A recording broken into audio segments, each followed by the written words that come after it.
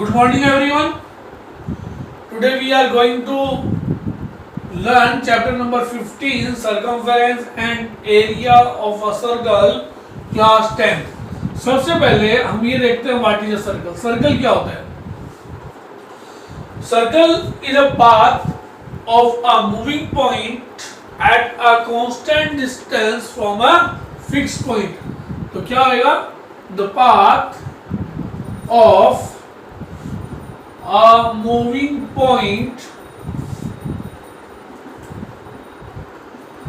at a constant distance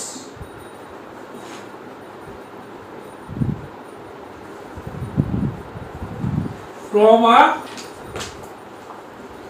fixed point. जैसे मान लो इस प्लेन के अंदर ये कोई फिक्स पॉइंट है, ठीक है. इस फिक्स पॉइंट से मैंने एक कांस्टेंट डिस्टेंस रख ली है और ये पॉइंट जब भी मूव करेगा इस पॉइंट से इसी डिस्टेंस पे मूव करेगा. तो जो इसका पाथ होगा, जो ये चलने का इसका तरीका होगा, वो क्या बनाएगा? एक सर्कल को डिनोट करेगा. और जो ये फिक्स पॉइंट है ये क्या कहलाएगा? सेंटर कहलाएगा.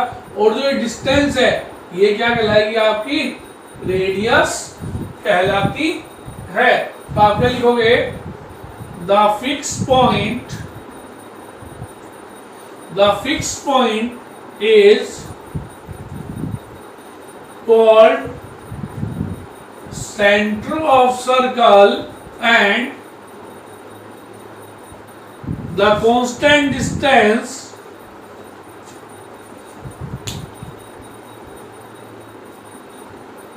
is called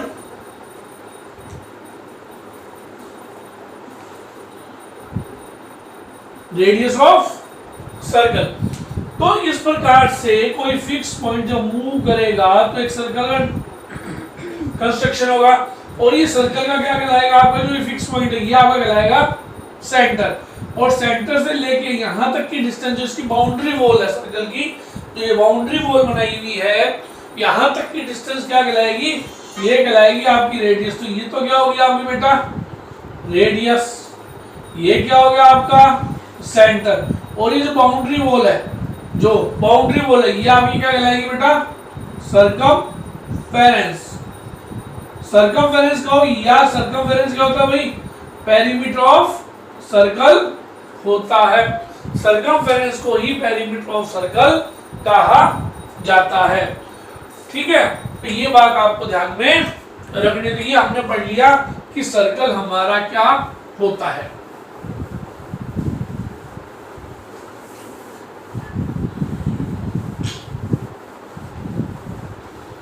अब हमने हमारे सेकंड चैप्टर में 9th क्लास में फर्स्ट चैप्टर में एक बात पढ़ी थी, pi is equals to C upon D. ये ग्रीक वर्ड है जिसे पाई पढ़ा जाता है, आपने पहले भी पढ़ा. तो pi is equals to C stand for circumference और डी स्टैंड फॉर डायमीटर. अगर यहां से मैं सर्कमफेरेंस की वैल्यू निकालूं तो मेरी सर्कमफेरेंस की वैल्यू आ जाएगी पाई मल्टीप्लाई बाय डायमीटर. तो सर्कमफेरेंस को मैंने सी से डिनोट कर दिया, पाई. डायमीटर को मैंने किससे? स्मॉल डी से डिनोट कर दिया. तो C is equals to pi into D. जो मेरे पास फॉर्मूला आया है वो फॉर्मूला आ गया मेरा सर्कमफेरेंस का. आगे देखो, इसी प्रकार से C is equals to pi into diameter को क्या लिख सकता हूं? Diameter is equals to 2 times of radius.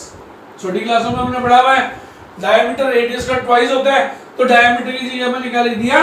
2r रख दिया. तो यहाँ पे ये मेरे पास क्या आ गया? सर्कमफेरेंस की वैल्यू आ गई 2 pi r unit. Circumference actual में लेंथ होती है जिस लेंथ में वो सर्कल बना हुआ है. ठीक है, अब इस चीज को फाइंड आउट कैसे करेंगे? मैथमेटिकल तो हम कैलकुलेशन ऐसे कर सकते हैं, c is equals to 2 pi r.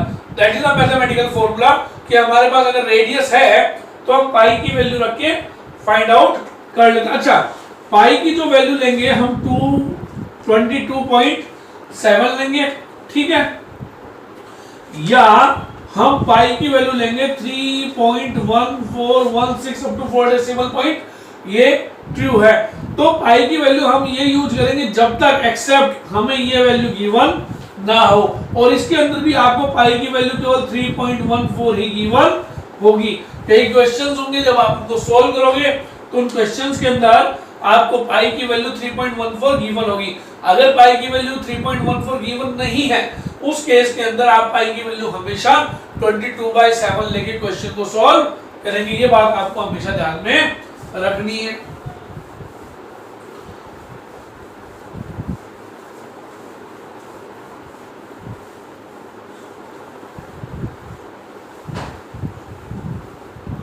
अब मान लो ये आपका कोई सर्कल है, ठीक है। अब ये सर्कल है, इसका ये पॉइंट हो गया ए और ये मेरा ग्राउंड है। अब मैंने सर्कल को ग्राउंड के ऊपर रख दिया और पी पॉइंट पे इसका ए पॉइंट है। ए जो है वो सर्कमफेरेंस में है और पी पॉइंट का है ऑन द ग्राउंड है। जब मैंने इसको रोटेट किया, जब मैंने इसको सर्कल को इसके ऊपर रिवॉल्व किया तो ये पॉइंट मेरा ए यहां आ गया। पी की जगह मैं कहां पहुंच गया, अब क्यू पे पहुंच गया। तो यहां से लेके यहां तक इसने हाफ डिस्टेंस कवर किया, देखो नीचे से ऊपर आया केवल। और फिर नेक्स्ट में मेरे पास ये कहां पहुंच गया, मान लो it is reaches at R और ए पॉइंट वापस यहां आ गया। ये सेंटर है ओ जो ग्राउंड के पैरेलल चल रहा है। अब यहां से लेके पी से लेके आर तक जो डिस्टेंस इसने कवर की वो किसके इक्वल होगी, इसके सर्कमफेरेंस के इक्वल होगी। इस प्रकार भी हम किसी भी सर्कुलर चीज की, जो भी सर्कुलर शेप का ऑब्जेक्ट है उसकी सर्कमफेरेंस हम इस प्रकार से निकाल सकते हैं। अगर हमारे पास रेडियस नहीं है तो हम उसको एक प्लेन के ऊपर रिवॉल्व करवाकर उसकी सर्कमफेरेंस फाइंड आउट कर सकते हैं। ये सर्कमफेरेंस फाइंड आउट करने का उसका तरीका है। कुछ चीजें और पढ़ेंगे हम, जैसे हम पढ़ेंगे आर्क क्या होता है। तो मान लो ये आपका सर्कल है, तो ये जो सर्कल की बाउंड्री लाइन है उसको मैं क्या बोल रहा हूँ, सर्कमफेरेंस बोल रहा हूँ। ये जो बाउंड्री लाइन है इसको हम क्या बोल रहे हैं, सर्कमफेरेंस। अब सर्कमफेरेंस के ऊपर मैंने एक छोटा सा 2 पॉइंट मार्क कर दिए ए और बी, यानी सर्कमफेरेंस में मैंने छोटा सा टुकड़ा ले लिया जिसको मैंने ए और बी का नाम दिया। तो ये जो मेरा ए और बी है ये मेरा क्या कहलाएगा, आर्क ऑफ सर्कल कहलाएगा। तो आर्क ऑफ सर्कल क्या है, an arc of a circle is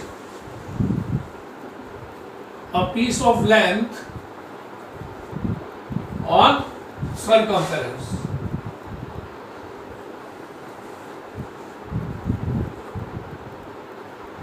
circumference पे अगर मैं लंबाई का एक छोटा सा टुकड़ा ले लूं तो उस टुकड़े को मैं आर्क से डिनोट आर्क बोलता हूं, ठीक है।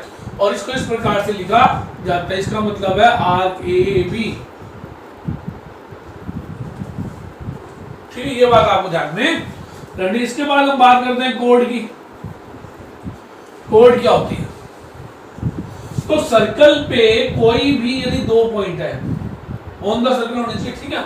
सर्कल पे कोई भी 2 पॉइंट है, इन दोनों पॉइंट को जो मिलाने वाली लाइन है, जो मिलाने वाली लाइन है, उस लाइन सेगमेंट को मैं कोड कहता हूं। तो कोड क्या होगा, the line segment, the line segment,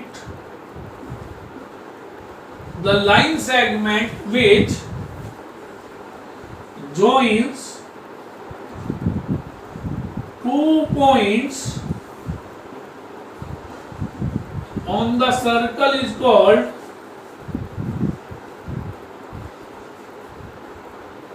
a chord। तो ये कोड क्या है। अब मान लो ये मैंने कोड तो पढ़ ली, ये इसका सेंटर है। अब मैं जैसे जैसे सेंटर की तरफ मूव करूंगा, देखो ये मैं कोड ड्रॉ करता जा रहा हूँ और सेंटर की तरफ मूव कर रहा हूँ।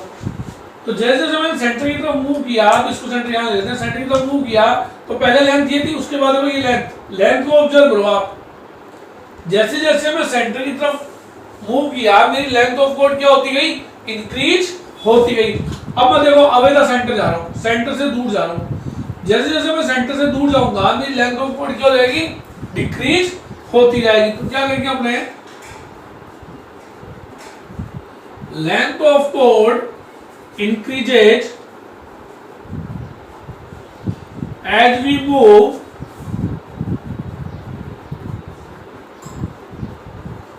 towards the center and it decreases as we move away the center।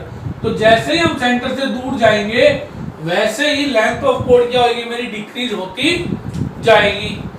अब लेंथ ऑफ कोड तो डिक्रीज होती जा रही है। यहां हमने एक बात और देखी है, एक ऐसी भी कोड होगी जो आपकी सेंटर से पास आउट होगी। तो क्या कहेंगे, the longest code of a circle passes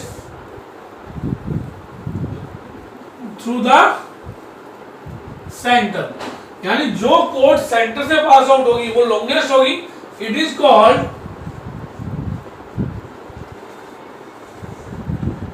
diameter of circle. ये क्या कहलाएगा आपका, डायामीटर ऑफ सर्कल। डायामीटर क्या है, diameter is the longest code of a circle. आप डायामीटर को ऐसे भी डिफाइन कर सकते हो, आप क्या लिख सकते हो, diameter is the longest code of a circle. यहां से आपके पास डायामीटर की डेफिनेशन आ गई। ये सब चीजें आपको अपनी नोटबुक के अंदर लिखना है। इसके बाद एक चीज हम और पढ़ते हैं, ये जैसे आपका सर्कल है और ये आपका हो गया डायामीटर, ये सेंटर हो गया, सेंटर हो गया तो ऑफ कोर्स ये डायामीटर हो गया ए बी। इस डायामीटर ने सर्कल को दो पार्ट में डिवाइड कर दिया, एक ऊपर वाला पार्ट और एक नीचे वाला part. Both part are equal, both part are equal. तो क्या लिखोगे, diameter divides a circle into two equal parts. तो डायामीटर जो होगा वो सर्कल को टू इक्वल पार्ट्स में डिवाइड करेगा। Each part is known as semi circle, और प्रत्येक पार्ट को मैं क्या बोलूंगा, सेमी सर्कल बोलूंगा। अब सेमी सर्कल की जो यहां पे एक बात ध्यान रखना, सेमी सर्कमफेरेंस भी होती है भाई, जिसे मैं सेमी पेरीमीटर बोलता हूं। क्या बोलता हूं मैं, सेमी पेरीमीटर। वो जाएगा आपका पाई आर। साथ साथ चीजों को पढ़ते चल रहे हैं हम। तो सेमी सर्कल क्या जाएगा, और सेमी सर्कल या सेमी पेरीमीटर आपका क्या होता है, पाई आर होता है। बट अगर आपको perimeter of the semi circle पूछा गया है, आप ध्यान से समझना इस बात को भी, एग्जाम में कई बार इससे रिलेटेड क्वेश्चन पूछा जाता है। अगर आपको पूछता है perimeter of the semi circle,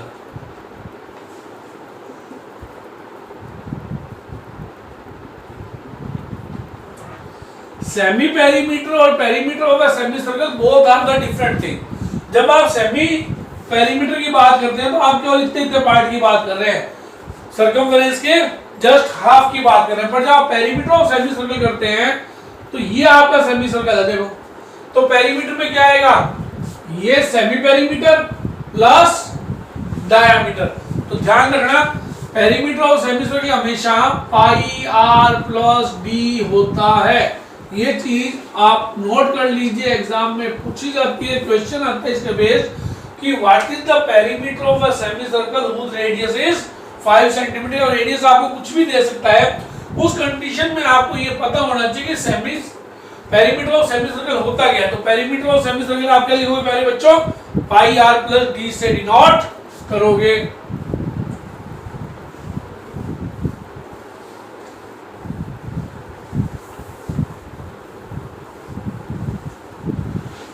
इसके बाद हम वापस एक बार कोड पे आ रहे हैं।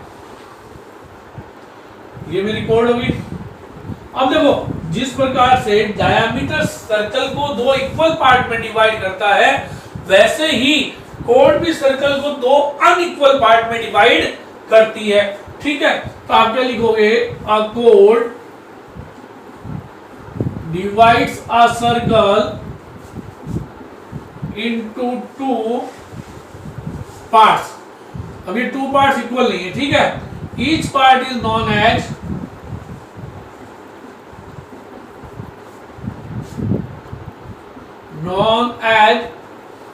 सेगमेंट। जब को डायमीटर ने डिवाइड किया तब मैंने सेमी सर्कल बोला था, जब कोड डिवाइड करेगी तो ये क्या कहलाएगा, सेगमेंट कहलाएंगे। ये और ये both are known as segment. अब ये देखो, इस सेगमेंट के कोरस्पॉन्डिंग जो पार्ट है ये वाला, ये छोटा है तो ये क्या कहलाएगा, माइनर, ये वाला, this is known as a segment, ठीक है। और ये पार्ट मेजर है तो ये क्या कहलाएगा, बड़ा है तो ये कहलाएगा मेजर सेगमेंट कहलाएगा, ठीक है। Each part is known as segment. वैसे सेगमेंट की जो डेफिनेशन है वो ये भी है, सेगमेंट को हम लिखते हैं area enclosed bye a chord and its corresponding arc is known as segment। ये देखो, ये इसकी प्रॉपर डेफिनेशन हो गई है कि जो एरिया एक कोड और उसके कोरस्पॉन्डिंग आर्क के द्वारा एनक्लोज होगा वो क्या कहलाएगा आपका, वो आपका कहलाएगा सेगमेंट। अब ये देखो, ऊपर वाला भी सेगमेंट और नीचे वाला भी सेगमेंट है, तो यहां पे कंडीशन क्या डाल देंगे, if corresponding arc is minor, minor मतलब छोटा हो, then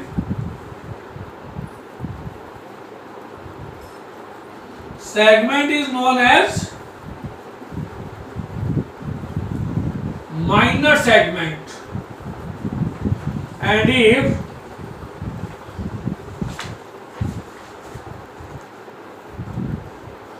corresponding arc is major, then it is known as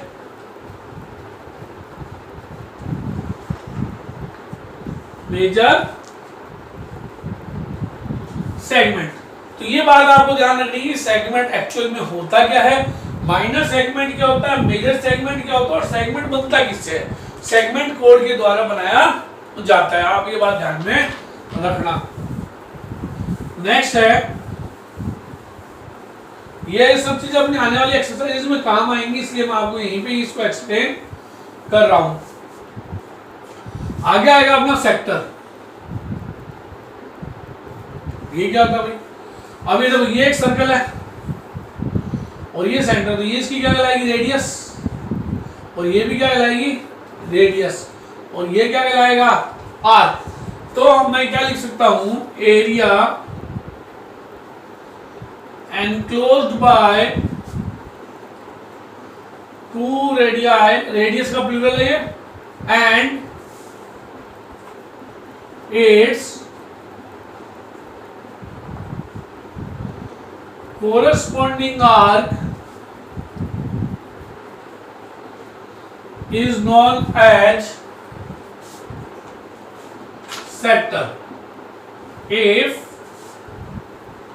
यहां पे भी वही बात हो जाएगी, corresponding arc is minor, then it is known as minor segment, and if corresponding arc is major, then it is known as major sector. Sorry, यहां पे मैंने सेगमेंट लिख दिया है, आप इसको सेक्टर कर लीजिए, ठीक है। तो ये जो चीज है, ये आपका देखो, आर्क छोटा है तो क्या कहलाएगा, माइनर सेक्टर, और ये आपका क्या कहलाएगा, मेजर सेक्टर। तो जो सेक्टर ऑफ फॉर्मेशन है वो बनता है 2 रेडियाई एंड कोरस्पोंडिंग आर्क से, जबकि सेगमेंट जो है आपका, सेगमेंट आपका बनता है कोड एंड कोरस्पोंडिंग आर्क से बनता है। तो ये चीज आप नोट डाउन कर लीजिए अपनी अपनी कॉपीज में। आगे देखिए, इन चैप्टर्स में आपके कॉन्सेप्ट जितने क्लियर होंगे आपका रिजल्ट उतना ही अच्छा रहेगा। कॉन्सेप्ट बेस्ड क्वेश्चंस है। अब हम बात करते हैं area of triangle, area of circle की। एरिया ऑफ सर्कल होता है आपका पाई आर स्क्वायर। ये आप प्रीवियस क्लासेस में सब पढ़ के आए हुए हैं, छोटी क्लासेस में 6th क्लास से सर्कल आ जाता है, और एरिया ऑफ सर्कल वगैरह आपने सबने पढ़ा हुआ है कि एरिया ऑफ सर्कल होता है आपका पाई आर स्क्वायर। तो अब एरिया ऑफ सर्कल हमने पढ़ी है, इससे रिलेटेड कुछ क्वेश्चंस होंगे वो हम पढ़ेंगे। एक बात और पढ़ लेते हैं, पहली बात ये, दूसरी बात ये, distance covered by a wheel in one revolution is equals to circumference of wheel। एक बात और ध्यान नहीं, मैंने पहले भी आपको बताया था, जब मैंने आपको बताया था सर्कमफेरेंस की, मेरे को सर्कमफेरेंस फाइंड आउट करनी हो किसी भी सर्कल की, तो मैं उसको क्या होता है, एक प्लेन के ऊपर रोटेट कराऊंगा, उससे मैं उसकी सर्कमफेरेंस नोट करूंगा। तो यहाँ पे भी वही है कि किसी व्हील के द्वारा 1 रेवोल्यूशन के अंदर कितनी डिस्टेंस कवर की गई वह उसके सर्कमफेरेंस के इक्वल होती है। पहले इसके बाद यहाँ पे अगर आप अगर नंबर ऑफ रेवोल्यूशन निकालने, number of revolutions made by a wheel is equals to हो जाएगा total distance upon circumference of, तो ये एक फॉर्मूला आपका सॉल्व बन गया। यहां पे आपको एक बात ध्यान रखनी है, बड़ी इंपॉर्टेंट है, जो बच्चा गलती करता है, unit of total distance and radius of wheel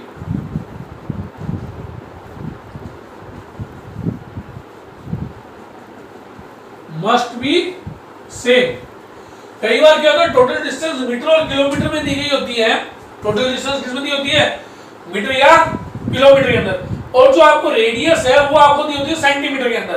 तो बच्चा उन वैल्यूज को ऐसे के ऐसे ही पुट कर देता है, और इस कंडीशन के अंदर उसका सॉल्यूशन रॉन्ग हो जाता है। तो ध्यान रखना, अगर आपको टोटल डिस्टेंस मीटर या किलोमीटर में दे रखी है तो पहले आप उसको सेंटीमीटर में चेंज कर लेंगे। इन केस रेडियस सेंटीमीटर में है तो आपको क्या करना है, रेडियस की और टोटल डिस्टेंस जो दे रखी है उनकी यूनिट सेम करनी है। Note it down please. आगे देखो,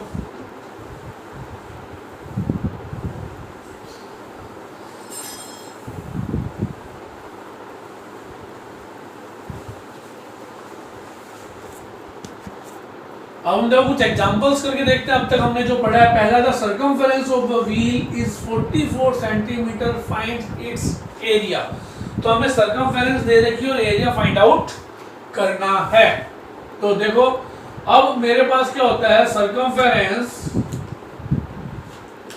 is equal to 2 pi R. तो यहाँ पे आपको रेडियस कहीं गिवन है, सबसे पहले देखो रेडियस कहीं पे भी गिवन नहीं है, डायरेक्ट आपको सर्कमफेरेंस दे रखी है। तो आप सबसे पहले क्या करोगे, let the radius of circle be R. तो रेडियस आपने अज्यूम कर लिया, सर्कमफेरेंस आपकी होगी अकॉर्डिंग टू क्वेश्चन। क्वेश्चन क्या बोल रहा है, क्वेश्चन ये बोल रहा है कि सर्कमफेरेंस इसकी कितनी है, 44 है। ये हमने रिलेशन बना लिया। यहां से मैंने क्या किया कि 2 इंटू पाई की value 22/7 into R is equals to 44। R की वैल्यू निकाल ली 44। ये देखो ये 7 डिवाइड में तो मल्टीप्लाई में जाएगा, और ये दोनों मल्टीप्लाई में तो किसमें चले जाएंगे, डिवाइड में चले जाएंगे। तो 22 टू जा 44, तो आर की वैल्यू कितनी आ गई, 7 आ गई। अच्छा, सेंटीमीटर में थी सर्कमफेरेंस, तो ये 7 सेंटीमीटर। अब हमें क्या फाइंड आउट करना है, find its area.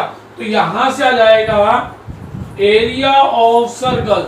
Area of circle क्या होता है बेटा, पाई आर स्क्वायर यूनिट स्क्वायर, ये हमने पढ़ा हुआ था।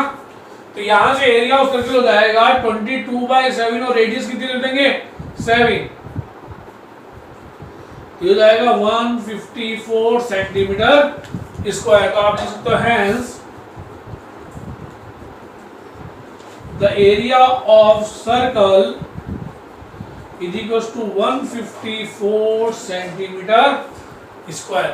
तो ये आपके फर्स्ट क्वेश्चन का सॉल्यूशन हो गया। अब हम करते हैं सेकंड क्वेश्चन।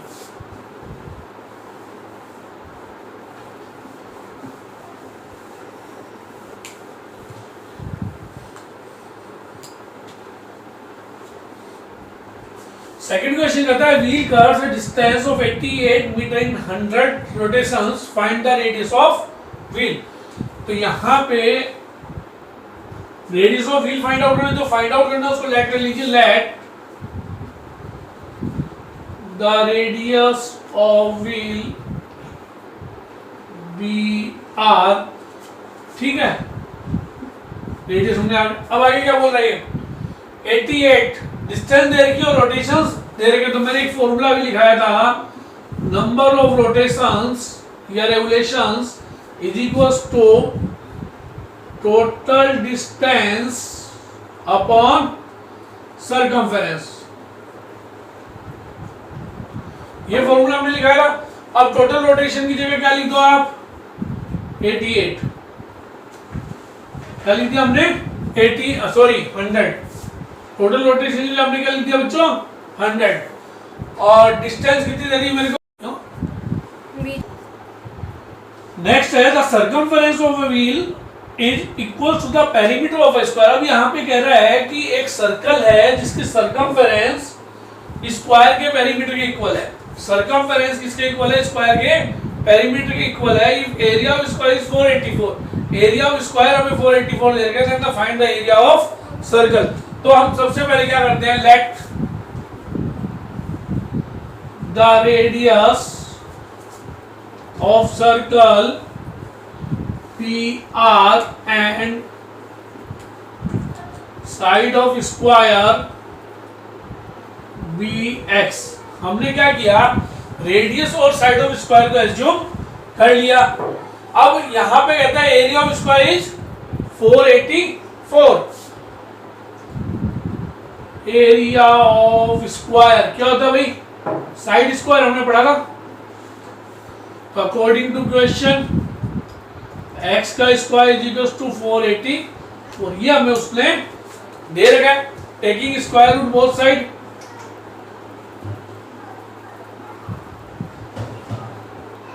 तो ये मेरे पास आ गया x is equal to root 484 is equal to 22, और ये मेरे को सेंटीमीटर स्क्वायर में दे रखा था। तो साइड कितनी आ गई मेरी यहां पे आ गई।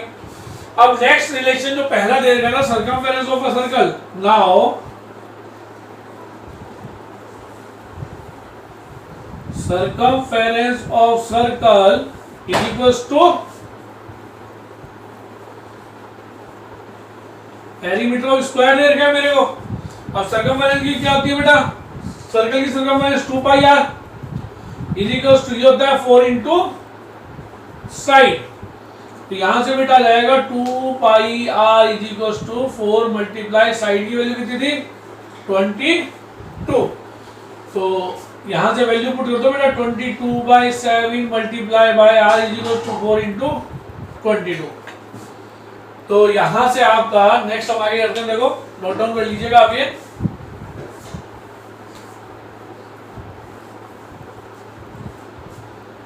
अभी देखो 7 आर यहां रह जाएगा, 7 डिवाइड में तो मल्टीप्लाई में चला जाएगा, और ये 2 इंटू 22 जो मल्टीप्लाई में और डिवाइड में चले जाएंगे तो कैंसिल आउट हो जाएगा।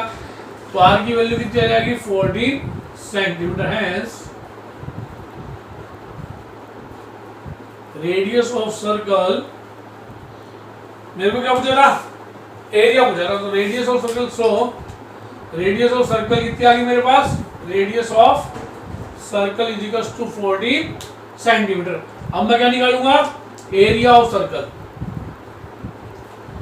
आपको फॉर्मूले हमेशा लिखने हैं। एरिया ऑफ सर्कल जाएगा आपका पाई आर स्क्वायर। बार बार फॉर्मूला लिखने का फायदा क्या होगा कि वो आपको लर्न हो जाते हैं भाई। चलिए आगे, एरिया ऑफ सर्कल हम पढ़ रहे हैं। नाउ एरिया ऑफ सर्कल हो जाएगा 22/7, रेडियस 14 इंटू 14, तो ये 2 आ गया, तो 22 इंटू 28, इसको हमें सॉल्व करना, तो ये हो जाएगा 56 और 56, 616, तो 616 सेंटीमीटर। इसको लास्ट में देंगे, hence the area of circle is equals to 616 centimetre square. तो ये आपका ये वाला क्वेश्चन भी हो गया। नेक्स्ट देखते हैं हम, नेक्स्ट क्वेश्चन हमारा क्या स्टेट करता है।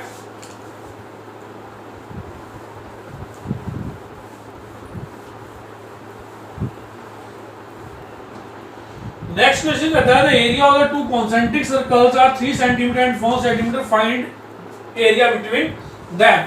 सबसे पहले तो हमें ये समझना होगा what are the concentric circles, ये क्या चीज होती है। तो टू सर्कल्स या कितने भी हो सकते हैं circles having same centre but different radii, same centre same होगा पर रेडियस क्या होगी सबकी अलग अलग होगी, वो क्या कहलाएंगे आपके कॉन्सेंट्रिक सर्कल्स कहलाएंगे। अभी तो ये जितने भी सर्कल्स है वो सब क्या है, कॉन्सेंट्रिक सर्कल्स है। क्यों? क्योंकि सबका सेंटर तो ये एक है और रेडियस सबकी अलग अलग है। अब हमें इसका क्या निकालना है, एरिया निकालना है। तो आपको ध्यान रखना है प्यारे बेटों, area of concentric circles is equals to pi r1 का स्क्वायर माइनस पाई r2 का स्क्वायर। यहाँ एक बात ध्यान रखना, r1 is greater than r2, जो r1 लोगे वो r2 से बड़ी होनी चाहिए। अब यहाँ पे मेरे को दो रेडियस दे दी, 3 और 4, तो r1 कितना लूंगा मैं, 4 सेंटीमीटर लूंगा, और r2 कितना लूंगा मेरे बेटा, 3 सेंटीमीटर। तो एरिया क्या हो जाएगा, पाई 4 का स्क्वायर माइनस पाई 3 का स्क्वायर, पाई अपने कॉमन ले लेंगे, 4 का स्क्वायर 16 माइनस 9, तो पाई मल्टीप्लाई बाय कितना आएगा देखो भाई 7, तो 22/7 इंटू 7, तो 22 सेंटीमीटर स्क्वायर। इस प्रकार से क्वेश्चन कंप्लीट हो गया। आप कोई भी डाउट हो आप कमेंट सेक्शन में लिख सकते हैं। Thank you.